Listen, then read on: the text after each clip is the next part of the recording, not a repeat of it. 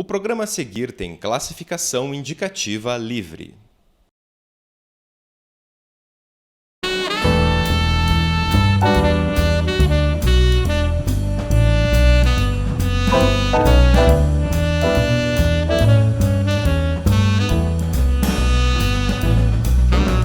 Olá, este é o Cine Federal. 2015 é um ano importante para a memória do cinema. Neste ano, completamos 100 anos do nascimento de uma das figuras mais importantes da sétima arte, o diretor Orson Welles.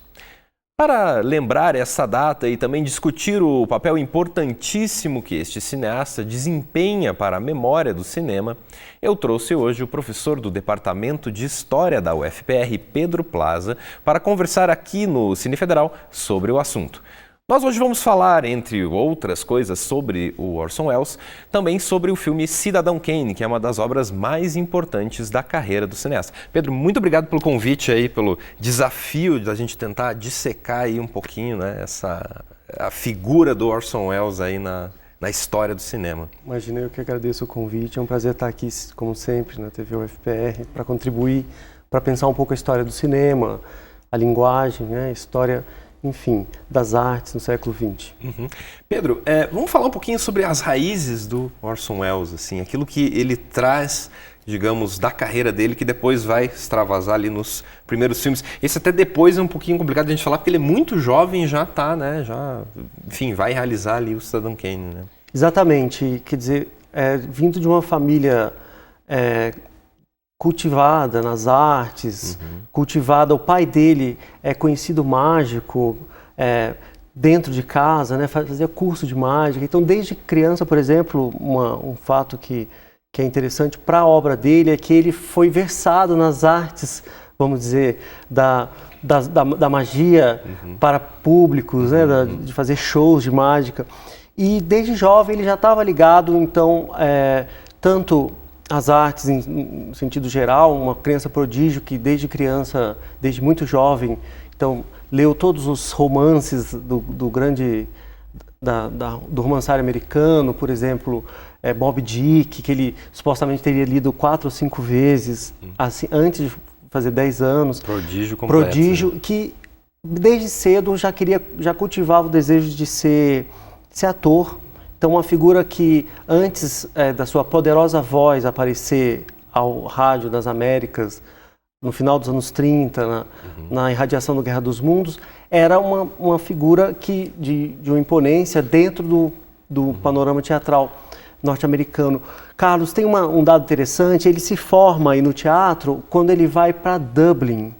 Em 34, ele tem aí 15 anos de idade e participa do movimento teatral na cidade irlandesa, que tinha contato com Paris e Londres, e naquele contexto ele participa de uma divisão intermediária do Abbey Theatre, que é como se fosse um paralelo que os autores fazem com o Teatro de Arte de Moscou, na companhia do Stanislavski, e que tinha uma companhia, vamos dizer, mais experimental, que em Moscou seria do Meyerhold, né, ligado ao teatro construtivista, da ideia da biomecânica. Então, um paralelo que se faz é que o grupo que o Orson Welles participa, uma divisão desse Abbey Theatre, é um grupo mais experimental, e lá ele já monta, enfim, peças em que ele aparece utilizando materiais oriundos do teatro russo que são enviados para Dublin, para ele, com outros realizadores, fazer seu espetáculo.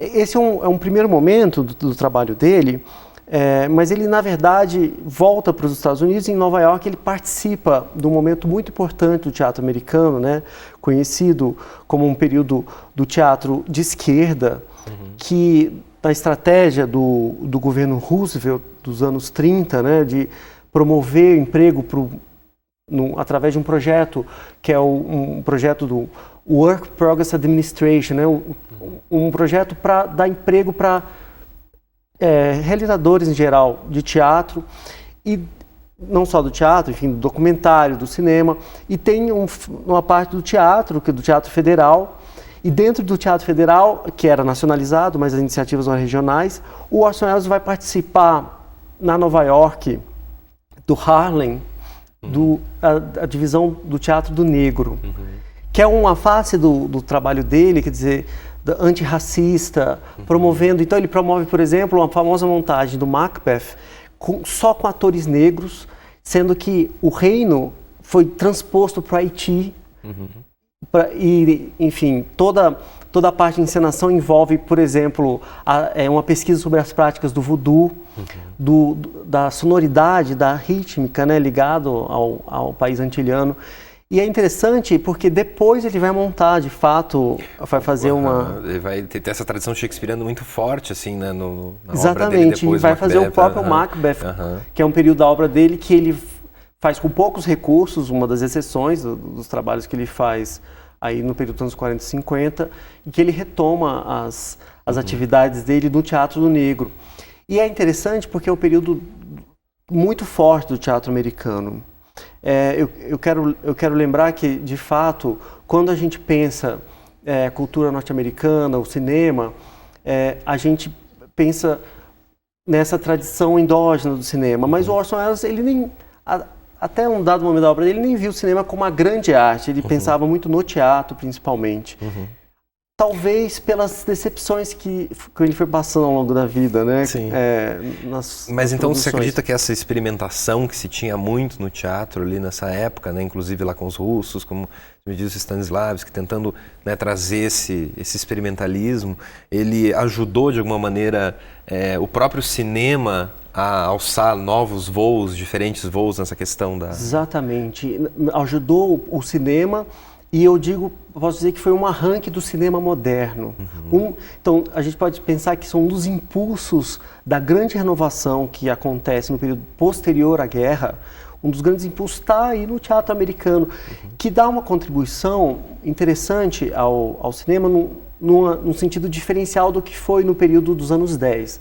O que aconteceu até os anos 10, né? Quer dizer, aí pensar no Griffith, né? A ideia de que o cinema deveria pensar o que era específico do cinema. Então, uma estratégia diferenciadora das primeiras teorias do cinema era dizer que aquilo não era teatro, certo? Que o cinema não devia fazer teatro filmado, deveria fazer o cinema, que é específico do cinema, né? Que é um período da história do cinema que se diz formativo. Muito próximo ainda do teatro, mas tentando encontrar a sua linguagem ali, né, com e se legitimar. A imagem. E se legitimar. Como arte, sim, enquanto... O que é interessante nesse momento é que, de fato, se a gente pensar que o teatro está sendo alimentado, está alimentando o cinema, e está sendo alimentado pelas tradições que vêm tanto dos Estados Unidos como da Rússia, principalmente aí na virada do século, o Teatro de Arte em Moscou.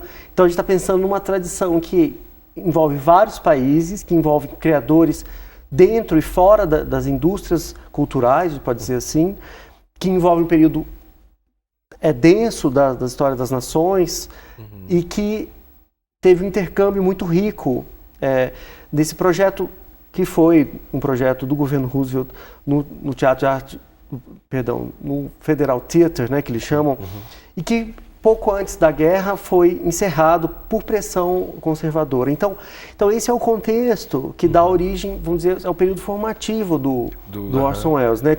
Ele, principalmente como um ator já renomado, a partir de uma montagem que ele faz na Broadway com Romeu e Julieta, que ele faz numa companhia de uma grande atriz, totalmente enquadrado no esquema da Broadway, mas em seguida ele vai formar com o chefe da divisão do Teatro Negro, que é o John Houseman, ele vai formar o Mercury Theatre, que vai depois ser absorvido, seus artistas, o próprio John Houseman contribui com, dentro do contrato que a RKO, né? RKO, que é um dos... Quem vai fazer o Cidadão, exatamente, né? que vai fazer o Cidadão Kane, e que tinha também uma divisão que era ligada a experiências radiofônicas, né? Ao rádio no período áureo do rádio, né? Que está um pouco conectado aí ao Guerra dos Mundos daí, né? Que ele é conhecido essa voz que chega, poderosa. Que é anterior, né? Anterior ali ao Cidadão Kane, mas fundamental também para a própria história radiofônica, né? Você pega ali, vai estudar isso a fundo, né? Essa coisa da própria ficcionalização, né? No rádio, a radionovela, você vai cair invariavelmente sobre o Guerra dos Mundos, que ele já genialmente, assim, brincando com essa própria experimentação, com as possibilidades do rádio, já vai, digamos, deixar os americanos em pânico ali, né, durante alguns minutos durante essa transmissão do Guerra dos Mundos, né? Exatamente. E que é interessante, como você disse, Carlos, que atravessa a história do rádio, né? Quer dizer, um momento... Então, são conhecidos casos de suicídio, né? Você falou do pânico, né? A ideia de pânico. O poder que a nova mídia e o rádio já teria pela sua forma de difusão nacional, o poder de influência que ela teria.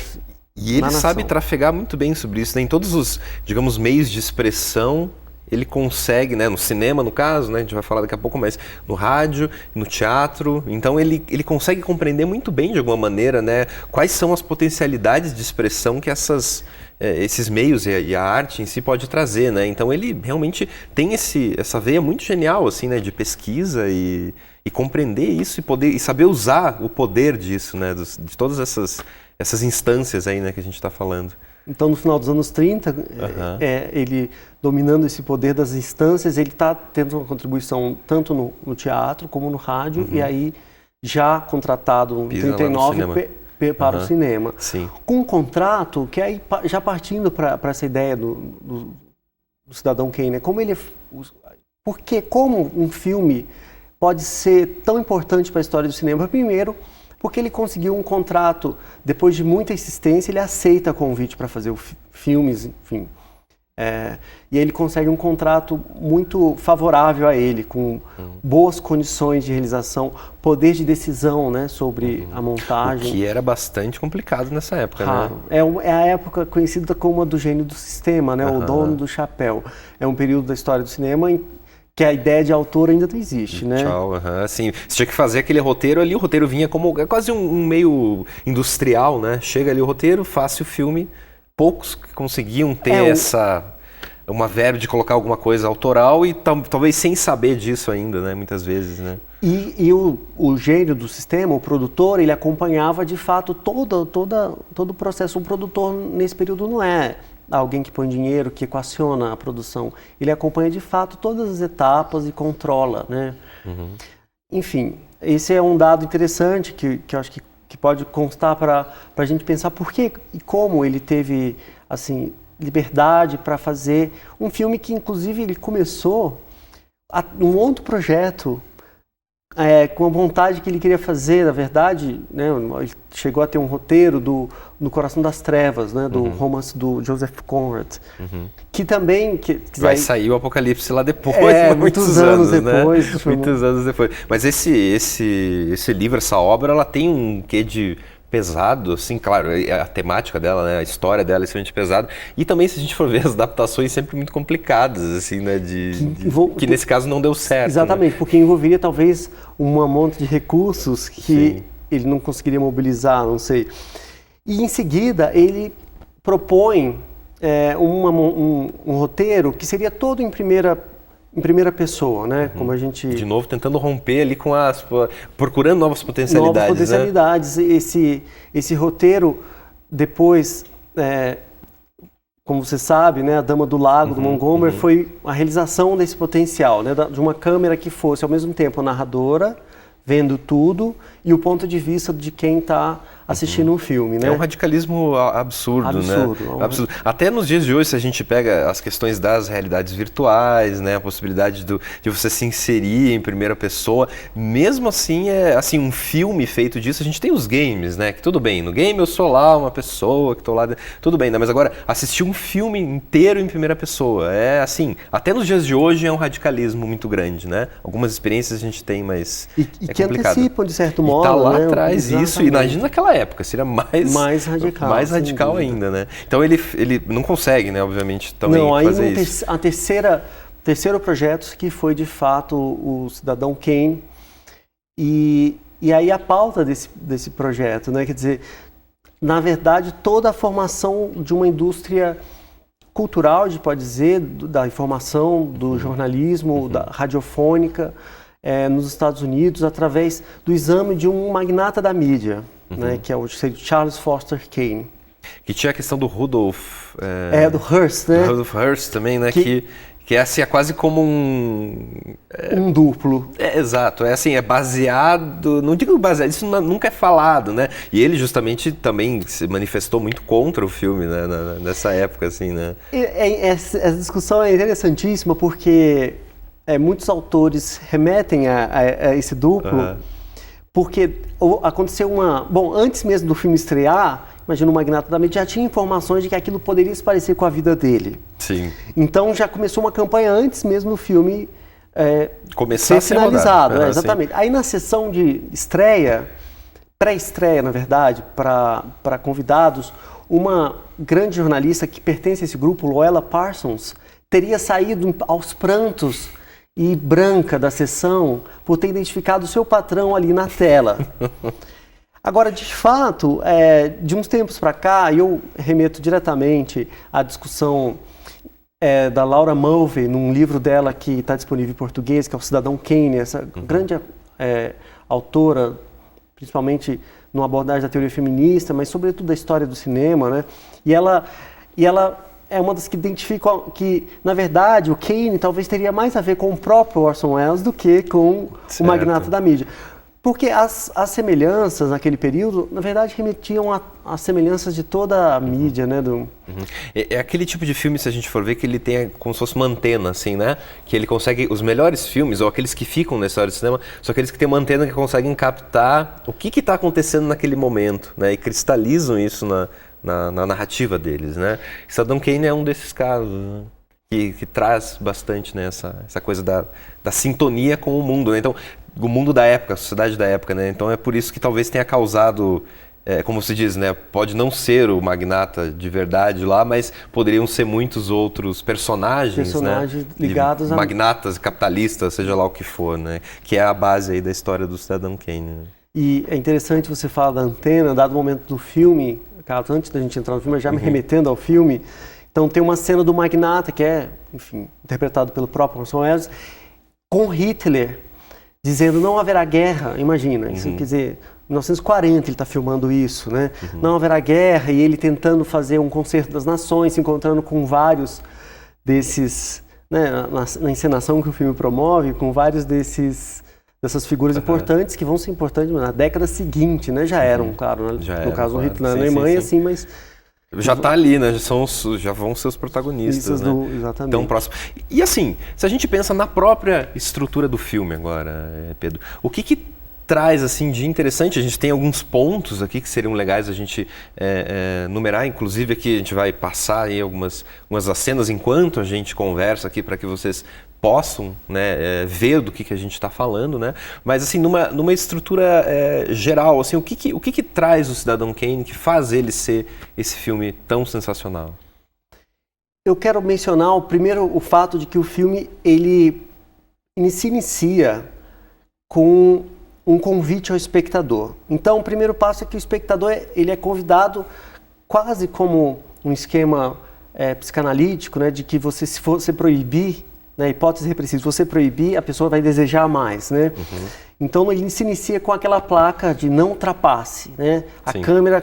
Na frente da mansão na frente da mansão, e a câmera realmente não obedece à placa e começa um plano de movimentação que passa sobre a cerca onde está essa placa, e o espectador é convidado, né, naquele conjunto de fusões. Então eu queria lembrar a cena, né? Um conjunto de fusões em que de repente a luz lá no fundo, né, vai sendo fundida em vários planos e vai se aproximando. Ela aparece, né, a luz do castelo, a luz da janela onde o assunto agoniza, né, o magnata agoniza. A gente vê essa imagem refletida num lago, depois ela fundida, sendo que na cadência dos planos o mesmo ponto da luzinha está sendo mantido no mesmo ponto do quadro.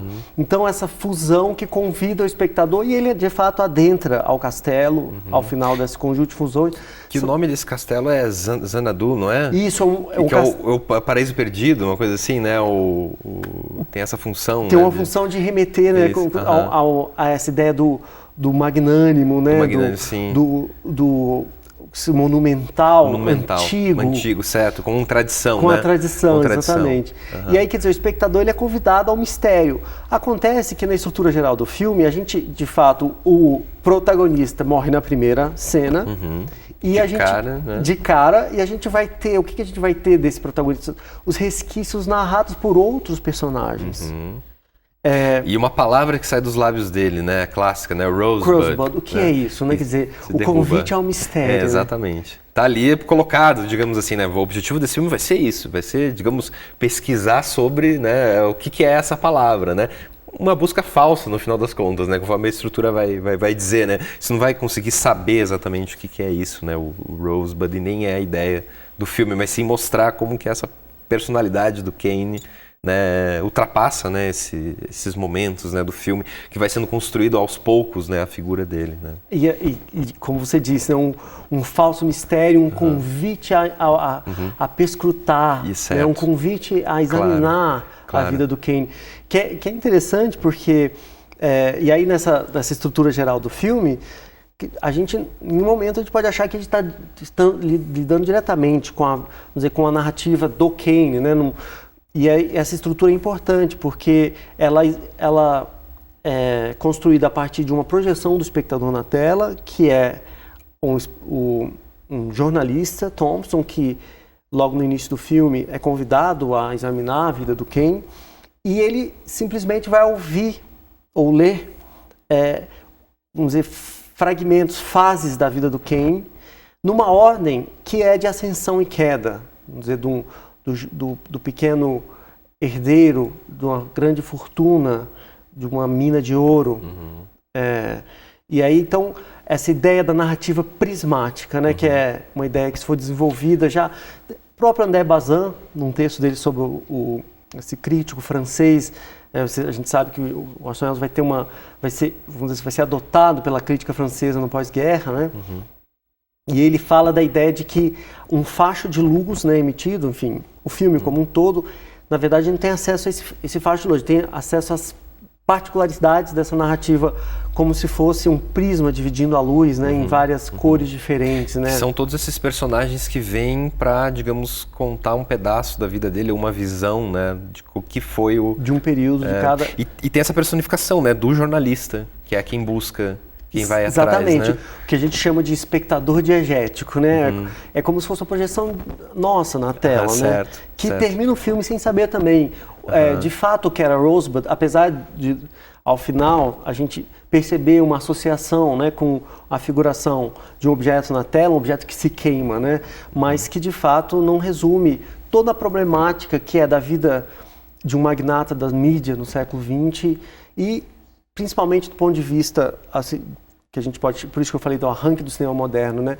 A projeção de certas ambiguidades para a tela que o espectador tem que assumir como suas, como pequenos fragmentos, como o quebra-cabeça que aparece em vários momentos do filme, né? O espectador ele tem que mobilizar aquele ele tem que montar aquele quebra-cabeça a partir desses fachos de luz da narrativa prismática. Sim, e talvez por isso que a gente tenha o Cidadão Kane como esse divisor de águas, né, do que vai entrar para o cinema moderno depois, que vai ser caracterizado pelas rupturas. Né? Vai ser caracterizado pelos, digamos, pulos de imagem, pulos de história, a narrativa que se torna fragmentada.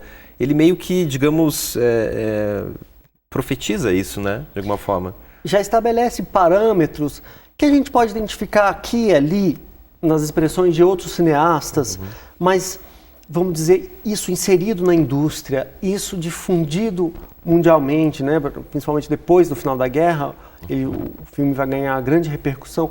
É um filme que teve boa repercussão nos grandes centros, mas péssimo público, vamos dizer, na América Profunda, né?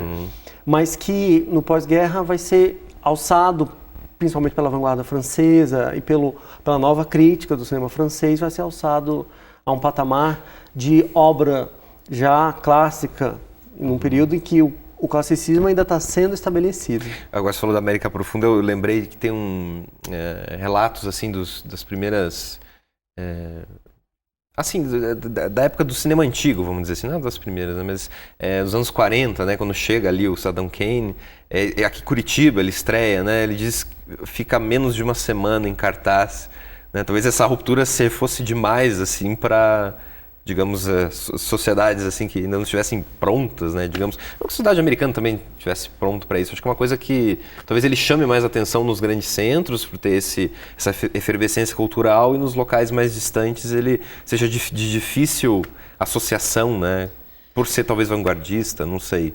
Eu acho que é isso, exatamente, quer dizer, vamos pensar que lá na Nova York, final dos anos 30, o público estava mais ou menos acostumado com formas, por exemplo, teatrais, ligados à ideia de fragmentos do real trazido à cena, né? O jornal vivo, The Living Newspaper, que eram experiências ligadas ao Teatro Federal, ao período da esquerda americana, né? Que o pessoal denomina como os Red 30s, os anos 30 vermelhos, né?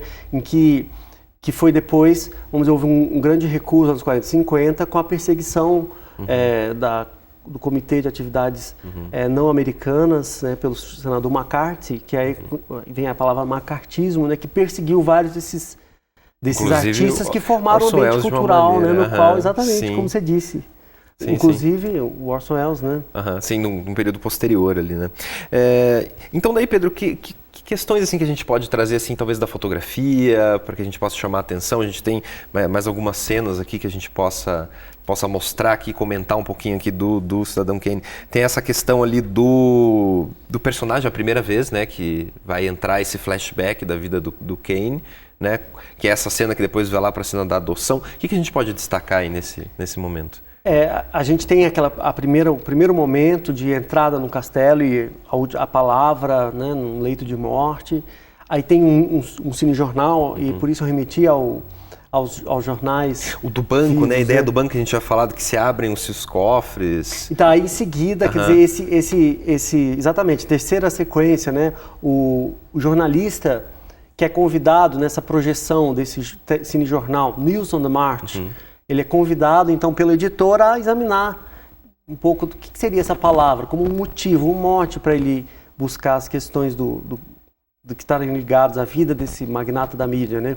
E ele vai ao que seria o memorial do banqueiro que o adotou, né? A mãe deixa sob tutela, né, essa história, vamos dizer, esse enredo do banqueiro, e ele vai até o memorial desse banqueiro, que é um lugar em que se destaca aí no cenário o mármore, a estátua do próprio banqueiro, um memorial criado para ele mesmo, né? Sim. A questão do capital sempre digamos, se autoafirmando, né? Criando a sua história, né? De alguma forma. O mármore como esse signo do eterno, né? Exatamente. Assim como a mansão lá do Kane era isso, né? E de fato, nessa cena, quer dizer, aí o primeiro flashback é muito comentado, que ao repórter é dado, o banqueiro já está morto, a ele é dado ler, então, um trecho do diário do Kane, que está dentro do banqueiro, que está dentro de um... Guardado, né? Guardado dentro de um cofre, né? Sim. De mármore. Como se a mente estivesse se abrindo ali, abrindo para né? ele. E aí a gente chega a ver o ponto de vista de quem está lendo aquele diário. E o branco da página então se funde à neve da infância, daquele momento, um dos poucos momentos de alegria singela, sem culpa, vamos dizer, Simples, do né? menino brincando na neve. E a gente vê o menino brincando na neve e aí já vem para dentro da casa. E aí, Carlos, quer dizer, algo que você conhece muito bem, que é a ideia de que o teto baixo, a grande angular, né, bastante aberta e um foco, né, com grande profundidade de campo, e essa contribuição é dada ao cinema moderno, né, pode enquistar na cena várias cenas, né? Sim, então, que é o que a gente tem nesse caso, né? Exatamente, no primeiro plano a gente tem a mãe dialogando com o banqueiro, assinando os termos do contrato, é ela que comanda e decide sobre o menino.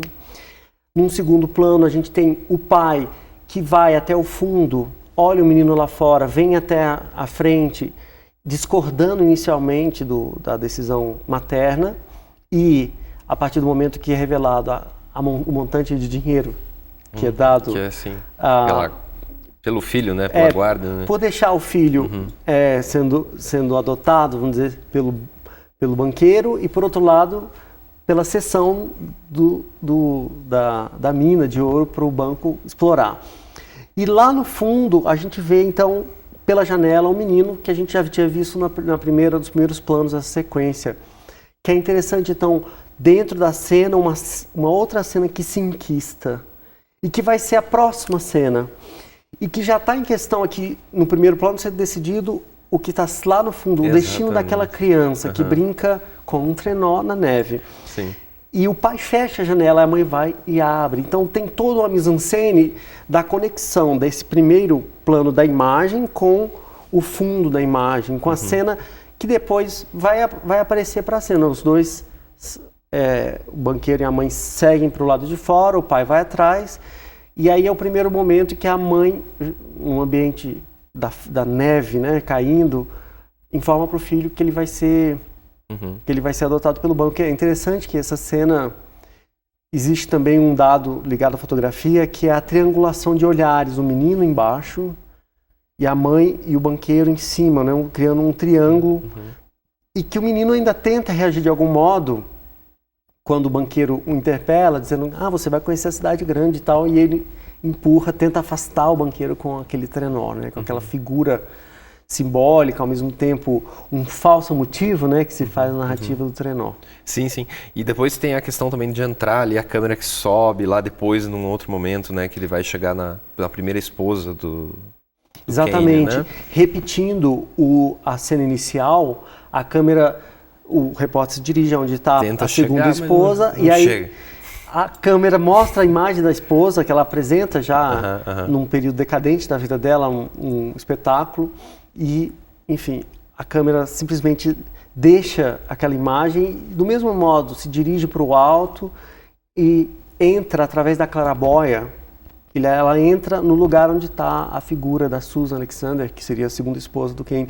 Essa cena é interessante porque o repórter não tem sucesso, né? Thompson, de fato, ele vê que não é possível entrevistar a Susan nesse período, e que tem a ver com a narrativa do filme, porque como ela pertence ao segundo momento da queda, né, da influência do Kane na América, então nesse momento ela não narra, ela vai só narrar no período posterior dessa curva da narrativa prismática que vai da ascensão à queda da figura do Kane. Bom, Pedro, a gente tem muitas outras questões aqui para se falar, né, do filme do Cidadão Kane. Infelizmente, o nosso tempo aqui, né, aqui no Cine Federal não é muito grande para a gente fazer isso. Acho que a gente pode, como a gente trouxe já várias pistas aí para que podem ser visualizadas no Cidadão Kane, que eu acho que isso que é o mais interessante. Eu queria talvez só centralizar também nessa coisa o que se queima a cadeira, que você tinha falado que é a última coisa, né, do cidadão, né, do filme, que aparece ali, que a gente não vai saber e nunca vai saber, né, ou a questão ele é consumido, né, todo esse mistério ele não vai ter uma resposta, né? Ele fazer isso, ele rompe completamente, né, com essa questão da narrativa clássica, que vai precisar explicar para você, né, você precisa necessariamente ter um final para o filme. Nesse caso, ele, digamos, está brincando com essa questão aí, né? Está radicalizando, assim, você não vai saber. E que de né? fato, e não recua, precisa. Não precisa saber. E é um traveling ao contrário, é de ré, agora para trás, né? Diante do sold out, da venda geral de todos os itens que pertenceram a ele, né, a gente parece uma grande cidade de coisas que ele acumulou na vida. E os comentários, enfim, do repórter com os empregados, né? O que foi a vida do Kane? O que é Rosebud? Ninguém sabe, não importa também, né?